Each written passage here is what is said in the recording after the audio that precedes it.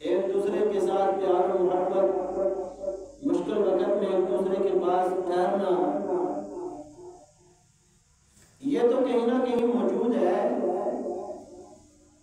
لیکن جو امام الانبیاء والے اخلاق تھے وہ آج ہمارے معاشرے سے، ہماری معاشرت سے ختم ہوتے چلے جا رہے ہیں، اور ہم یہ سمجھ بیٹھے کہ ہم صرف مسکرا کر اگر دوسرے سے بات کر دیں گے تو صرف یہی اخلاق ہیں، حالانکہ یہ مکمل اخلاق نہیں ہے، یہ اخلاق کا ایک حصہ ہے۔ امام الانبیاء حضرت محمد مصطفیٰ صلی اللہ علیہ وسلم کے اخلاق ہمیں زندگی کے ہر پہلو میں نظر آتے ہیں، چاہے وہ امام الانبیاء اگر کسی کے پاس بیٹھے ہوں، بیٹھنے کے اخلاق ہیں، آپ علیہ الصلوۃ والسلام کا کردار ہے، آپ صلی اللہ علیہ وسلم مجالس میں جب تشریف فرما ہوتے تھے تو آپ کے اخلاق کیسے ہوتے تھے؟ روایات میں آتا ہے کہ امام الانبیاء اپنے صحابہ کے درمیان اس طرح سے بیٹھا کرتے تھے کہ پتہ نہیں چلتا تھا کہ ان میں محمد رسول اللہ کون ہے اور صحابی کون ہے۔ اور آج ہم دیکھیں کہ ہم میں سے کوئی پیسے والا، کسی کو کوئی تھوڑا سا پروٹوکول مل جائے، کرسی اس کے ہاتھ میں آ جائے، پھر اس کے اخلاق بگڑنا شروع ہو جاتے ہیں۔ کوئی غریب آدمی اس کے پاس اپنی فریاد لے کر جاتا ہے، وہ اس کی فریاد سننے کے لیے تیار نہیں ہوتا۔ کسی کے پاس دو پیسے آ جائیں، وہ اپنے آپ کو بہت بڑا کوئی سمجھنے لگتا ہے۔ اگر کوئی بندہ اس کے پاس اپنی درخواست پیش کرتا ہے تو کہتا ہے کہ اس کا لیول نہیں ہے مجھ سے بات کرنے کا۔ حالانکہ امام الانبیاء جس جگہ پہ کھڑے تھے وہاں تک ہم میں سے کوئی بھی پہنچ نہیں سکتا۔ ہم اپنی بات کیا کریں، صحابہ امام الانبیاء کے درجے تک نہیں پہنچ سکتے، لیکن ان کے اخلاق ایسے تھے، ان کا کردار ایسا تھا کہ جب بندہ اس کا مطالعہ کرتا ہے تو پتہ چلتا ہے کہ میرے اللہ نے اپنے حبیب کو کیسی کیسی صفات عطا فرمائی۔ یہ واقعہ آپ نے بارہا سنا ہوگا کہ ایک بڑھیا اپنا سامان باندھ کر جب ایک جگہ سے مکہ چھوڑ کر دوسرے کسی مقام پر جا رہی تھی، اب اس نے جو سامان سفر باندھا تھا، اپنا جو گھر کا سامان باندھا تھا، وہ اتنا وزنی تھا کہ اٹھا نہیں سکتی تھی، اور وہاں مکہ کے نوجوان کوئی اگر وہاں سے گزرتا تو اس کو کہتی کہ یہ بوجھ مٹھ میرے سر پہ رکھ دو، تو کسی نے اتنی زحمت نہیں کی کہ وہ بوجھ اٹھا کر اماں کے سر پر رکھوائے۔ امام الانبیاء حضرت محمد مصطفیٰ صلی اللہ علیہ وسلم کا گزر اس بوڑھی اماں کے پاس سے ہوا تو اماں نے کہا کہ بیٹا یہ سامان میرے سر پہ رکھوا دو۔ آپ علیہ الصلوۃ والسلام قریب تشریف لائے اور پوچھا اماں کہاں جا رہی ہیں؟ کہا بیٹا سنا ہے یہاں مکہ کے اندر ایک جادوگر آ گیا ہے اور وہ جس سے بھی بات کرتا ہے اسے اپنا بنا لیتا ہے اور وہ اس سے اپنا سب کچھ چھین لیتا ہے اور اس کا دین مذہب سب وہ ختم ہو جاتا ہے۔ امام الانبیاء سے کہا کہ مجھے یہ بوجھ آپ اٹھوا دو اور آپ بھی اس سے بچتے رہنا، کہیں ایسا نہ ہو کہ آپ اس کے ہتھے چڑھ جاؤ اور آپ بھی اپنا مذہب چھوڑ دو اور اس کے مذہب میں داخل ہو جاؤ۔ اب اس بوڑھی اماں کو تو نہیں پتا کہ میں جس کے بارے میں بات کر رہی ہوں وہ یہی ہے۔ آپ اٹھانا چاہا تو وہ بہت وزنی تھا۔ اب آپ علیہ السلام نے بوڑھی اماں سے کہا کہ اماں اگر آپ اجازت دیں تو میں یہ آپ کا بوجھ جہاں پہ آپ جانا چاہتی ہیں وہاں تک آپ کو چھڑوا کر آ سکتا ہوں۔ کہا بیٹا یہ تو بہت اچھی بات ہے۔ اب آپ علیہ السلام نے وہ بوڑھی اماں کا بوجھ اپنے کندھے پہ اٹھایا اور چلنے لگے۔ راستے میں بوڑھی اماں امام الانبیاء کے چلنے کے انداز کو دیکھتی، کہا یہ نوجوان کوئی بڑا عظیم ہے۔ آپ کے بات کرنے کے طریقے کو دیکھتی کہ کس طرح سے ادب سے وہ بوڑھی اماں سے بات کرتے ہیں، اور جب جا کے اپنی جگہ پر پہنچی جہاں پر اس بوڑھی اماں نے جانا تھا، امام الانبیاء نے اپنے کندھے سے بوجھ اتارا اور نیچے رکھا اور کہا بیٹا اگر تجھ سے ملنا ہو تو کہاں پہ آپ سے ملا جا سکتا ہے؟ کہا تیری گفتگو نے مجھے بڑا متاثر کیا ہے، میں پھر تجھ سے ملنا چاہتی ہوں۔ کہا اماں اگر آپ کو مجھ سے ملنے کا دل کرے تو مکہ میں آ جانا، میں مکہ میں ہی ہوتا ہوں۔ کہا اچھا بیٹا ایک بات یاد رکھنی، اس محمد نامی شخص سے کبھی ملاقات نہیں کرنی ہے۔ کہا اماں جی سچ بات بتاؤں تو جس محمد کے ڈر سے آپ نے مکہ چھوڑا ہے میں وہی محمد ہوں، میں وہی محمد ہوں۔ اب بوڑھی اماں کی آنکھوں سے آنسو چھلک پڑے۔ کہا بیٹا تو وہ محمد ہے کہ جس کے مخالفت میں لوگ باتیں کرتے ہیں اور کہتے ہیں وہ جادوگر ہے، وہ ساحر ہے، وہ مجنون ہے، وہ پاگل ہے، وہ ایسی ایسی باتیں کرتا ہے؟ کہا جی اماں میں وہی محمد ہوں۔ کہا اگر تو محمد ہے تو پھر تجھ سا سچا تو میں نے کہیں دیکھا نہیں، تیرے جیسے اخلاق تو میں نے کسی کے اندر پائے نہیں۔ وہیں پہ کلمہ پڑھ کے مسلمان ہو جاتے ہیں۔ اور آج ہم جو نوجوان ہیں، ہم نے کبھی اپنے نبی کی سیرت پڑھ کر کوئی ایک واقعہ پڑھ کر اپنی زندگی کے اندر لانے کی کوشش کی؟ کبھی کوئی بوڑھا ہمیں راستے میں ملا ہو، اس نے بوجھ اٹھایا ہو، کبھی ہم نے ایسا کیا کہ اس کا بوجھ اٹھا کر ہم نے اس کی تھوڑی سی مدد کی ہو کہ ہم تھوڑا راستہ آپ کا آسان کر دیتے؟ کبھی ایسا کیا؟ نہیں کیا۔ بس صرف واقعات سننے کی حد تک ہم نے رکھے ہیں کہ یہاں سے سن لیا اور مسجد سے باہر گئے تو دوسری طرف سے باہر نکال دیا۔ اب یہ جو امام الانبیاء کی سیرت ہے، یہ جو واقعات ہیں، یہ صرف سنانے اور سننے کی حد تک نہیں ہے بلکہ ان کو اپنی عملی زندگی کے اندر لانا ہے۔ اور ہاں ہمارے ہاں تو ایک عجیب دستور ہے، بوڑھا شخص اگر پیدل چل رہا ہے، کسی کے پاس گاڑی ہے تو بندہ گاڑی روک کر اس بوڑھے آدمی کو اپنی گاڑی پہ بٹھانا پسند نہیں کرتا۔ بٹھانا تو دور کی بات ہے، یہ پوچھنا بھی گوارا نہیں کرتا کہ بزرگوں کتنے جانا تجھے، اتھا جاسو۔ بڑی وہ سپیڈ سے پیچھے سے آہستہ آ رہا ہوگا تو جب بوڑھے کے پاس سے گزرے گا تو بڑی سپیڈ سے گزر جائے گا۔ اس لیے کہ ہم نے امام الانبیاء کی زندگی کو نہیں پڑھا، آپ کی اخلاقیات کو نہیں سیکھا، ہمیں کسی نے نہیں بتایا کہ ہمارے نبی کے اخلاق کیا تھے، ہمارے نبی کا کردار کیا تھا۔ وہ ایسا نبی کہ اگر کوئی اس کے راستے میں کانٹے بچھا دیتا تو وہ اللہ کا حبیب راتوں کو اٹھ کر اس کی ہدایت کے لیے دعائیں کرتا نظر آتا۔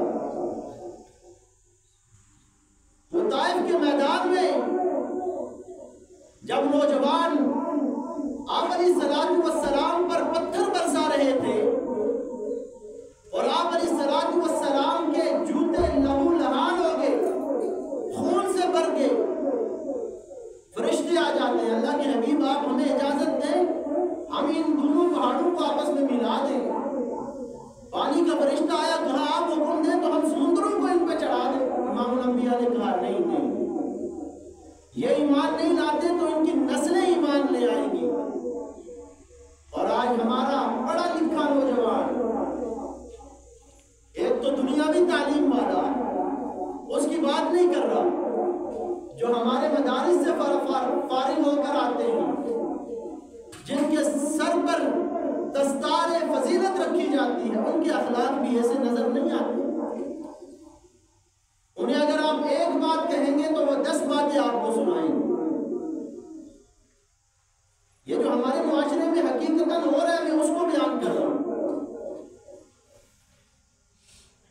امام الانبیاء حضرت محمد مصطفیٰ صلی اللہ تعالی علیہ وسلم ایک مسجد کے اندر موجود تھے.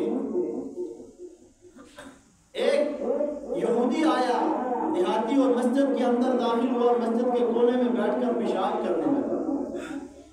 اب صحابہ کرام رضی اللہ تعالی عنہم اجمعین کھڑے ہو گئے اور کہا کہ اللہ کے حبیب ہمیں اجازت دے، ہم اس کی گردن کو اڑا دیں، یہ ہماری عبادت گاہ کے اندر آ کے یہ پیشاب کر رہا ہے، ہماری مسجد کو ناپاک کر رہا ہے. اللہ کے حبیب نے صحابہ سے کہا نہیں، آپ ٹھہر رہے. جب وہ قضائے حاجت سے فارغ ہو جاتا ہے امام الانبیاء اس کے پاس جاتے ہیں، بڑے پیار اور محبت سے اس کو سمجھاتے ہیں، کہتے ہیں یہ مسلمانوں کی عبادت کی جگہ ہے، یہاں پہ غلاظت نہیں کی جاتی. یہاں پہ مسلمان نماز پڑھتے ہیں، آپ اگر یہاں پہ غلاظت کریں گے تو مسلمانوں کے دل کے اندر آپ کے بارے میں نفرت پیدا ہوگی. بڑے پیار سے اس کو سمجھایا. اگر ہم وہاں پہ ہوتے، ہمارا مولوی وہاں پہ ہوتا، ہمارا پہلی صف کا نمازی وہاں پہ ہوتا تو فوراً ڈنڈا اٹھا لیتا اور کہتا نکل جائے، تو نکل جائے، مسجد دی تے تمہاری شام کرنا. ہمیں تو یہ چاہیے تھا کہ ہم اپنی نوجوان نسل کی کردار سازی کرتے، انہیں نبی والے اخلاق سکھاتے. لیکن افسوس ہے کہ ہماری پہلی صف کا نمازی بھی آج ان اخلاق سے محروم ہے کہ جو امام الانبیاء ہمیں دے کر گئے. آج ہماری مسجد میں بچے آتے ہیں، نماز پڑھنے آتے ہیں، اگر تھوڑی سی ان سے کوئی غلطی ہو جائے تو ہم اٹھ کے ڈانٹنا شروع کر دیتے ہیں. اور یہی بچہ جب آپ اس کو ڈانٹیں گے اور ڈانٹ کر اس مسجد سے باہر نکال دیں گے تو اس بچے کے دل کے اندر مسجد کی نفرت، نمازیوں کی نفرت رچ بس جائے گی. پھر وہ دوبارہ کبھی مسجد کا رخ نہیں کرے گا. اور اگر ہم دوسری طرف دیکھیں کہ ایک شراب خانہ ہے، ایک بچہ وہاں پہ جاتا ہے، اس سے ایک گلاس ٹوٹ جاتا ہے وہاں سے گر کے، تو وہاں کا جو عاملہ ہے وہ اسے ڈانٹتے نہیں، اسے مارتے نہیں، بلکہ اسے بڑے پیار سے اس کے ساتھ گفتگو فرماتے ہیں. تو مجھے بتاؤ کہ یہ مسجد کا پہلی صف کا نمازی ہے، اس نے جو بچے کے ساتھ جس اخلاق سے پیش آیا اور وہ جو شرابی ہے جس اخلاق سے وہ پیش آیا، تو کیا ہمارا بچہ نماز پڑھنے کے لیے آئے گا یا وہاں پہ جائے گا؟ دوسری سمت جائے گا، اس لیے کہ اسے وہاں پر بہترین اخلاق سے پیش آنے والا ایک بندہ نظر آیا اور یہاں پر بندہ نمازی ہے، پہلی صف میں نماز پڑھتا ہے اور تہجد گزار ہے، لیکن اس کے بولنے کا انداز ٹھیک نہیں. وہ جب بھی بولتا ہے تو لوگوں کے دلوں پہ چھریاں چلا دیتا ہے. تو مجھے بتاؤ پھر ہم کون سے دین کی تبلیغ کر رہے ہیں؟ ہم کون سی نماز پڑھ رہے ہیں؟ ہم کس طرف جا رہے ہیں؟ صرف ایک نماز پڑھنا یہ نجات کے لیے کافی نہیں ہے. تہجد گزار ہونا نجات کے لیے کافی نہیں ہے. اس کے ساتھ ساتھ آپ کے اخلاق، آپ کا کردار بھی دیکھا جائے گا. اگر آپ کے اندر نبی والے اخلاق موجود ہیں، نبی والا کردار موجود ہے، تو پھر جنت آپ کا ٹھکانہ اور میرا ٹھکانہ ہوگا. اگر میری نماز تو پوری نکل آئی لیکن میرے اخلاق وہ نہیں جو نبی سکھا کے گئے تھے، میرا کردار وہ نہیں جو نبی دے کر ہمیں گیا تھا، تو اللہ کی قسم اٹھا کے کہہ رہا ہوں کہ جنت میں جانا بڑا مشکل ہے. اور قرآن مقدس کے اندر اللہ تبارک و تعالیٰ نے اپنے نبی کی ہر ادا کی تعریف فرمائی، لیکن جب نبی کی اخلاق کی باری آئی تو اللہ نے بھی انتہا کر دی. فرمایا اعوذ باللہ من الشیطان الرجیم، بسم اللہ الرحمن الرحیم.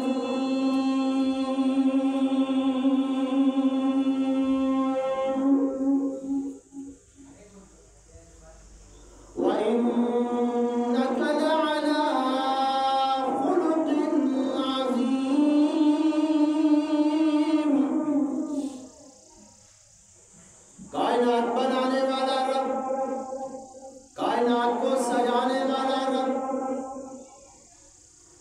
रात और दिन के निजाम को चलाने वाला रब, दुनिया को रंगीनी अता फरमाने वाला रब, पूरे कुरान को रब ने उतारा अपने नबी की नात बनाकर।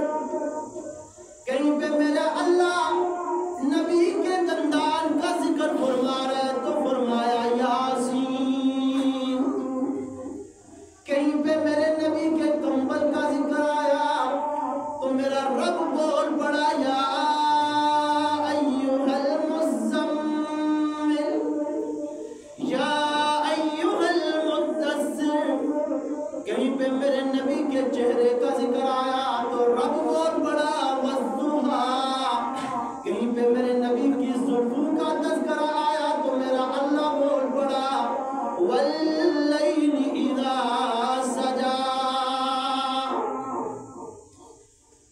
लेकिन जब मेरे नबी के अखलाक की बारी आई, मेरे नबी के अखलाक की बारी आई तो मेरे अल्लाह ने फरमाया व इन्नका लअला खुलुकिन अज़ीम।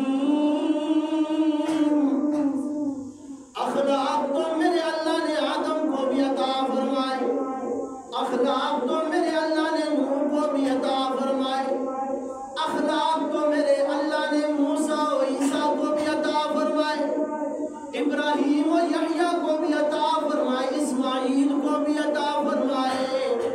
लेकिन उनके अखलाक का तज़किरा नहीं फरमाया। जब बारी अपने महबूब की आई तो मेरा अल्लाह भी बोल पड़ता है और फरमाया व इन्नका लअला खुलुकिन अज़ीम। महबूबा, जो अखलाक हमने आपको अता फरमाए हैं उन अखलाक में आप जैसा हमने किसी को पाया ही नहीं है। आप जैसा हमने किसी को पाया ही नहीं है। इमामुल अंबिया हज़रत मोहम्मद मुस्तफ़ा सल्लल्लाहु अलैहि वसल्लम के पास सहाबाए किराम तोहफे लेकर आया करते थे और जो गरीब नबी के सहाबा थे उनके पास माल नहीं, दौलत नहीं कि वो नबी के पास तहाइफ लेकर आते। एक पेंडू था देहाती आदमी, अब वो इमामुल अंबिया के लिए उसके दिल के अंदर ख्वाहिश पैदा हुई कि बाकी सहाबा जब भी नबी के दरबार में जाते हैं कोई ना कोई तोहफा लेकर जाते हैं, मैं जब भी जाता हूँ खाली हाथ जाता हूँ। अब इसने सोचा कि क्यों ना मैं किसी से उधार लूं, उधार लेता और उधार लेकर जब नबी की मजलिस में जाता इमामुल अंबिया से फरमाता अल्लाह के हबीब मेरे पास तो इतना माल नहीं था, मेरे पास तो इतना पैसा नहीं था, ये गरीब का तोहफा कबूल फरमा ले। इमामुल अंबिया उसका तोहफा लेते लेकिन उसको इस्तेमाल फरमा लेते। अब जब वो उठकर जाने लगता कहता अल्लाह के हबीब तोहफा तो मैंने लाया था, आपने इस्तेमाल कर लिया, अब इसके पैसे भी अता फरमा दे, अब इसके पैसे भी अता फरमा दे। अब तोहफा वो अपनी खुशी से लेके आ रहा है और आके नबी को दे रहा है।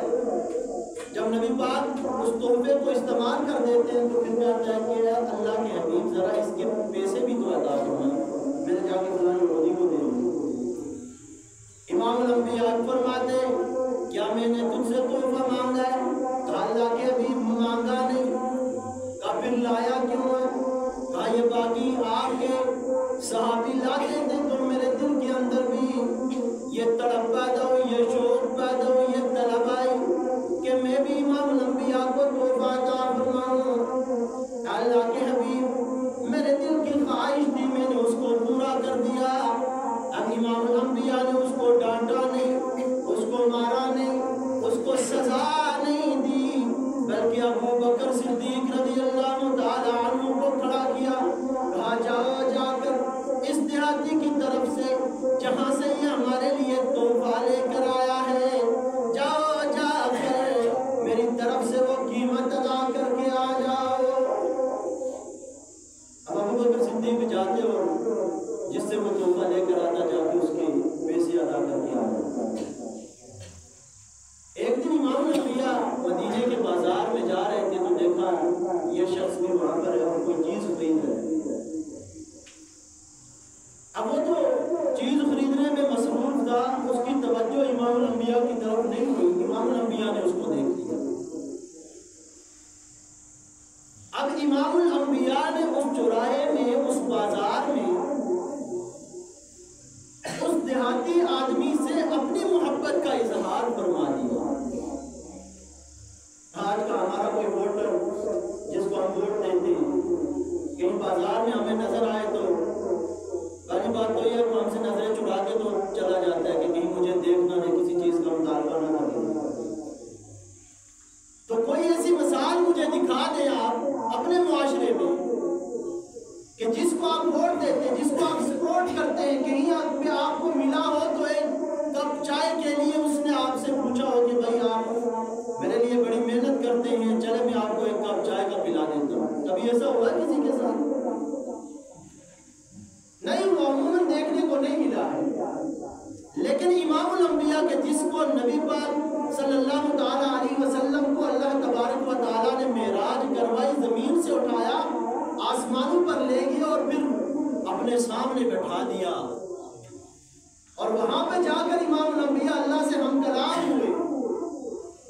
بازار مدینہ ہے، لوگوں کا رش ہے، وہاں پہ جا کر اپنے اس عاشق کے ساتھ محبت کا اظہار فرما رہے ہیں۔ اب وہ سامان خرید رہا ہے، اس کی توجہ امام الانبیاء کی طرف نہیں ہے۔ امام الانبیاء پیچھے سے جاتے جا کے اس کی آنکھوں پر ہاتھ رکھ دیتے ہیں، کہا ذرا بتاؤ نا میں کون ہوں، ذرا بتاؤ نا میں کون ہوں۔ اب اس شخص کو جب نبوت کی بینی بینی خوشبو آنی شروع ہوئی، اس نے اپنی کمر کو، اپنی پیٹھ کو امام الانبیاء کے علم نشرح والے سینے کے ساتھ ملنا شروع کر دیا، ملنا شروع کر دیتا ہے، آنکھوں سے آنسو جاری ہوتے ہیں۔ بھائی امام الانبیاء، آپ ایک ہفتہ پہلے جس جگہ سے گزر جاتے ہیں وہ خوشبوئیں آپ کی پھیل جاتی ہیں، لوگ اس خوشبو کو سونگھ کر ان کو پتہ چل جاتا ہے کہ یہاں سے میرا نبی گزرا تھا۔ اے اللہ کے حبیب، آپ نے اپنے نبوت والے ہاتھ میری آنکھوں پہ رکھ دیے ہیں، میں کس طرح سے آپ کو بھول سکتا ہوں؟ اب دل لگی فرما رہے ہیں۔ اب امام الانبیاء کو جب اس نے پہچان لیا تو امام الانبیاء نے اس کا ہاتھ پکڑا اور آگے لے جاتے ہیں۔ لوگ سب لوگوں کی توجہ اس طرف اور اس معاملے کو دیکھ رہے، اس منظر کو دیکھ رہے۔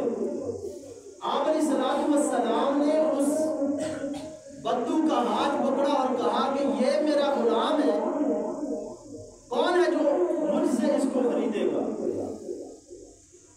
کون ہے جو مجھ سے اس کو خریدے گا؟ اب اس صحابی کی آنکھوں میں آنسو آ جاتے ہیں۔ امام الانبیاء نے پوچھا کیوں روتا ہے، کیوں تیری آنکھوں میں آنسو آ گئے؟ کہا اللہ کے حبیب، یہ جس غلام کا آپ سودا کرنے جا رہے ہیں، نہ اس کا رنگ ہے، نہ اس کا روپ ہے، نہ اس کا نسب ہے، نہ اس کے پاس مال ہے، آپ جسے بھی بیچیں گے آپ گھاٹے کا سودے میں چلے جائیں گے، لہذا آپ نے اس غلام کو نہ بیچیں، آپ کو نقصان ہو جائے گا۔ امام الانبیاء نے ایک بات فرمائی جو دل کے کان کھول کر سننے کے لائق ہے۔ امام الانبیاء نے فرمایا کہ اگر تیری دنیا والوں کے ہاں وقت نہیں، لیکن محمد جس کو بیچنا چاہے رب کے ہاں اس کی بڑی وقت ہے اور بڑی عزت ہے۔ دنیا والوں کے نزدیک تیری عزت نہیں، تیرا وقار نہیں، تیری قدر و قیمت نہیں، لیکن میرے اللہ کے ہاں تیری بڑی قیمت ہے۔ اب دکھائے مجھے کوئی ایسی مثال کہ آپ کے کسی بڑے نے ایسا کیا ہو کہ جس کے لیے آپ اپنی زندگیاں خرچ کر دیتے ہیں، نعرے لگاتے ہیں، اپنے گلے خوش کر دیتے ہیں، اور کبھی آپ سے اس نے اس طرح محبت کا اظہار کیا ہو؟ کوئی ایک مثال دکھا دے مجھے۔ حالانکہ ان کی حیثیت کیا ہے؟ ان کی حیثیت کچھ نہیں، اور امام الانبیاء جیسا نبی اللہ نے ہمیں عطا فرمایا۔ قربان جائے امام الانبیاء پر، کہاں امام الانبیاء اور کہاں ہم۔ یہ تو وہ ہیں جو وعدے کر کے وعدے خلافی کرنا شروع کر دیتے ہیں، اور ان کے لیے ہم اپنا سب کچھ قربان کر دیتے ہیں۔ ہم اپنے رشتہ داروں کو چھوڑ دیتے، بھائی تم نے فلاں کو ووٹ دیا تھا، میری بات نہیں سنی تھی، میں ماڑی تاڑی ختم، آج کے بعد ماڑے کنے گھر نہ کریں۔ یہ ہمارا کردار ہے، یہ ہمارا اخلاق ہے، یہ ہماری معاشرت ہے۔ اور اگر ایک بھائی دوسرے کی شادی میں شریک نہیں ہوا، یا دوسرے نے شادی میں نہیں کہا کہ بھائی کسی وجہ سے اس کے ذہن سے نکل گیا، تو ہم بس اس سے ناراض ہو جاتے ہیں، کہتے ہیں کہ بھائی کوریج پھٹ ہو گیا، نہ تو ساڑھے جنازے رکھے ہوتے، نہ ساڑھے جنازے۔ اور امام الانبیاء صلی اللہ تعالیٰ علیہ وسلم کے بس آخری بات کر کے بات ختم کرتا ہوں کہ دور کے اندر ایک صحابی نے شادی کی، اور جب وہ امام الانبیاء کے پاس آئے تو تازہ ان کے ہاتھوں پہ رنگ لگا ہوا تھا۔ امام الانبیاء نے کہا لگتا ہے تم نے شادی کی ہے؟ کہا ہاں میں نے شادی کی۔ کہا باقرہ سے کی یا سیبہ سے؟ باقرہ کا مطلب کہ جس کی پہلے سے شادی نہ ہوئی ہو، اور سیبہ وہ جس کی پہلے شادی دوسرے سے ہوئی ہو، یا وہ مر گیا ہو یا پھر اس نے طلاق دے دی ہو۔ کہا اللہ کے حبیب سیبہ سے کی ہے۔ کہا باقرہ سے کرتے ہیں، وہ تجھ سے کھیلتی، تو ان سے کھیلتا۔ تو اس نے کہا کہ میری 9 بہنیں ہیں، اگر میں ان جیسی ایک اور لے آتا تو یہ دن پورا تو آپس میں کھیلتی رہتی۔ میں اپنی بہنوں کی تربیت کے لیے میں نے سیبہ سے شادی کی اور اس کو اپنے گھر کے اندر لایا۔ اب امام الانبیاء نے کہا اچھا ولیمہ کرنے اللہ تعالیٰ تجھے برکتیں عطا فرما دے، وہاں پر اللہ کے حبیب ناراض نہیں ہوئے۔ ایک نبی اور دوسری طرف صحابی ہیں کہ آپ علیہ السلام کی ایک ایک ادا پر مر مٹنے والے۔ آپ علیہ السلام نے اسے نہیں کہا کہ میں نبی تھا، تم نے مجھے کیوں نہیں کہا، اپنی شادی میں کیوں نہیں بلایا؟ اور ہم تو چھوٹی چھوٹی باتوں سے اپنے رشتہ داروں سے، اپنے تعلق والوں سے ناراض ہو جاتے ہیں کہ آج کے بعد ہم نے تم سے نہیں بولنا۔ تو اللہ تعالیٰ سے دعا ہے کہ ہمیں نبی والے اخلاق اپنانے کی توفیق عطا فرمائے۔ وما علینا الا البلاغ المبین۔